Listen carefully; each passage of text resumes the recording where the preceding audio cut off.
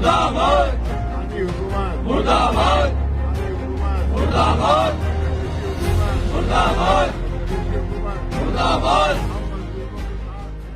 बांग्लादेश में हिंदुओं पर अत्याचार रुकने का नाम नहीं ले रहे हैं। बांग्लादेश की यूनुस सरकार ये मानने के लिए कतई तैयार नहीं है कि बांग्लादेश में हिंदुओं पर हमले हो रहे हैं। बांग्लादेश में बिगड़ते हालात पर देश और दुनिया में लगातार प्रोटेस्ट हो रहे हैं। भारत में भी कई मुस्लिम नेता भी इसके लिए सड़क पर उतरे हैं। लखनऊ से शिया मुस्लिम नेता मौलाना कबले नकवी का इस मामले पर चौंकाने वाला बयान सामने आया है।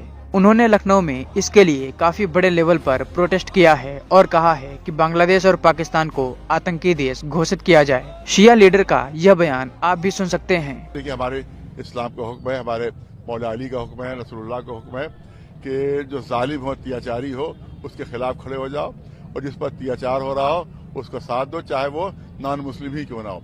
जालिम अगर मुस्लिम है तो हम उसके दुश्मन हैं, और जिस पर अत्याचार हो, जो मजलूम है, वो चाहे हिंदू सिख ईसाई कोई ना हो, हम उसके साथ हैं। लिहाजा ईसाइयों के खिलाफ जो जुल्म हुआ था पाकिस्तान में 4-5 साल पहले की बात है, इसी तरह से कैंडिडेट मार्च हमने निकाला था और ईसाइयों की हमने हिमायत की, क्रिश्चियन की हमने हिमायत की थी। आज बांग्लादेश में हिंदू भाइयों के साथ जुल्म हो रहा है, हम मजलूमों के साथ हैं, जालिमों के साथ नहीं है। यूनाइटेड नेशन पर दबाव डालें कि पाकिस्तान को भी आतंकवादी मुल्क डिक्लेयर किया जाए, पाकिस्तान को आतंकवादी मुल्क डिक्लेयर किया जाए, और बांग्लादेशी हुकूमत अगर अपनी इस हरकत से बाज ना आए जो हिंदुओं पर हो रहा है तो उनके खिलाफ भी सख्त कार्रवाई यूनाइटेड नेशन के जरिए उनको पाबंदी आयद किया जाए।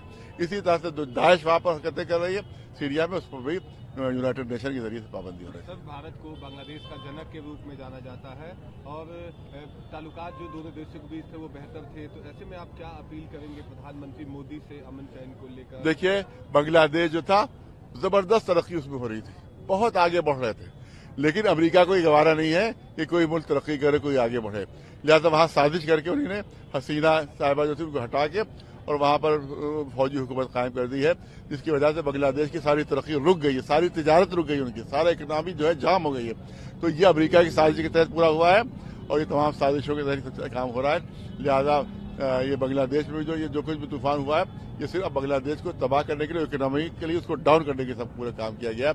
लिहाजा हम मौजूदा हुकूमत के खिलाफ है, जो वहाँ है वहाँ डेमोक्रेसी होना चाहिए। बता दें कि भारत की तरफ से विदेश मंत्रालय के सचिव विक्रम मिश्री बांग्लादेश के दौरे पर गए थे और वहां उन्होंने बांग्लादेश में हिंदुओं पर अत्याचार का मुद्दा भी उठाया था, जिसका वर्तमान में बांग्लादेश की सरकार पर कोई असर होता हुआ दिखाई नहीं दे रहा है।